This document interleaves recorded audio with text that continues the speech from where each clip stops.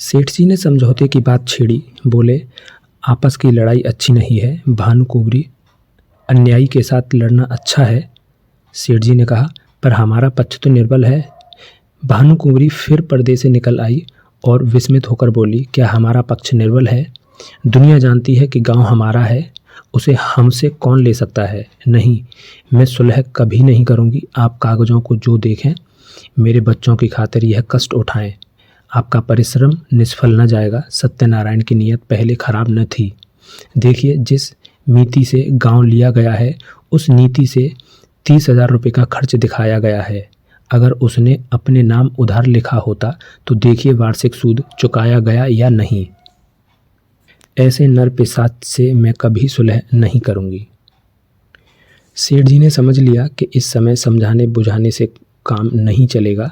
कागजात देखे, अभियोग चलाने की तैयारियां शुरू होने लगी। मुंशी सत्यनारायण लाल खिसियाए हुए मकान पहुँचे। लड़के ने मिठाई मांगी, उसे पीटा। स्त्री पर इसलिए बरस पड़े कि उसने क्यों लड़के को उनके पास जाने दिया। अपनी वृद्धा माता को डॉक्टर डांट कर कहा, तुमसे इतना भी न हो सकता कि जरा लड़के को बहलाओ। एक तो मैं दिन भर का थका मादा घर आऊं और फिर लड़के को खिलाऊं। मुझे दुनिया में ना और कोई काम है न धंधा। इस तरह घर में बवाल मचाकर बाहर आए और सोचने लगे, मुझसे बड़ी भूल हुई। मैं कैसा मूर्ख हूँ।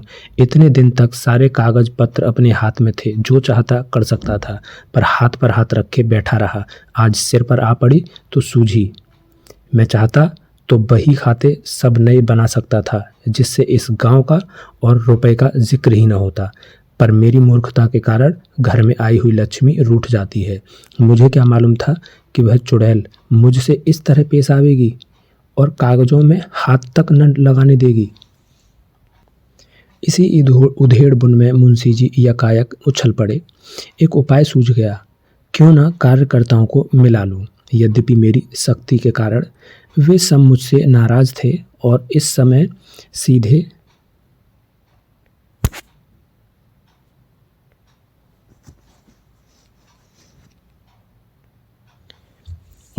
सीधे बात न करेंगे, तथापि उनमें ऐसा कोई भी नहीं जो प्रलोभन से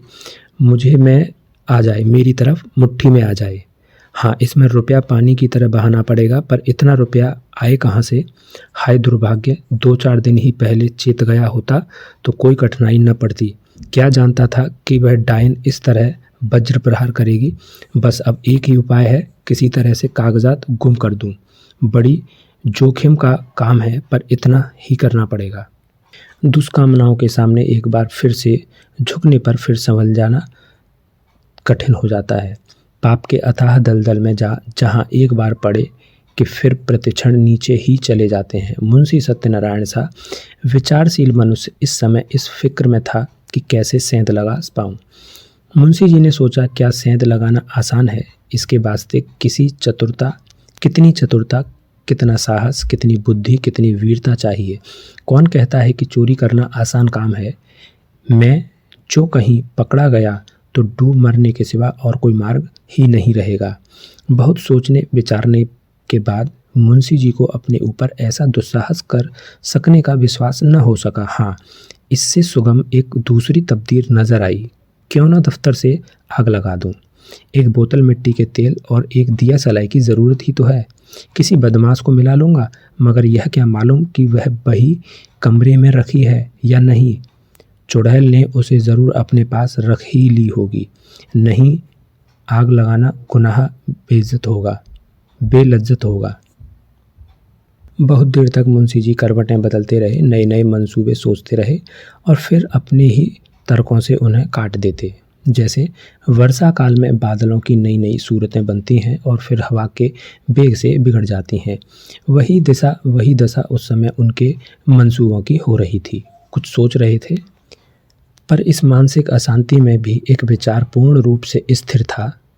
किसी तरह इन कागजात को अपने हाथ में लाना चाहिए। काम कठिन है, माना, पर हिम्मत न थी तो रार क्यों मोल ली।